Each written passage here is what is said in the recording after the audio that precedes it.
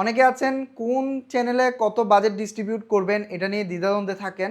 আমি বলি ভাই এখানে এত কনফিউশনের কিছু নাই। জাস্ট আমি ধরে নিচ্ছি যেহেতু ফেসবুক বাংলাদেশে মোটামুটি ভালো একটা অডিয়েন্স, লার্জ অডিয়েন্স বেস আছে, আপনি ফেসবুকে মার্কেটিং করছেন।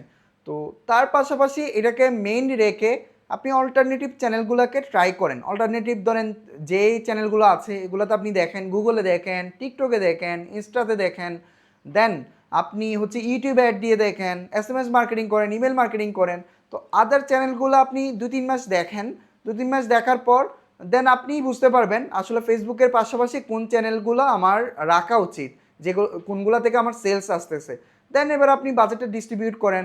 লাইক 60% বাজেট আপনি ফেসবুকে রাখেন, দেন 40% আপনি হচ্ছে আদার চ্যানেলগুলো ট্রাই করেন। গুগলে 20% রাখেন, আর 20%গুলো আপনি আদার চ্যানেলে ট্রাই করেন। এভাবে করে যখন আপনি কয়েক মাস দেখবেন, আপনি ইজিলি ফাইন্ড আউট করতে পারবেন আসলে আপনার কোন চ্যানেলগুলোতে আসলে অ্যাক্টিভ থাকা উচিত এবং মার্কেটিং করা উচিত এবং আরওআই ভালো দিচ্ছে।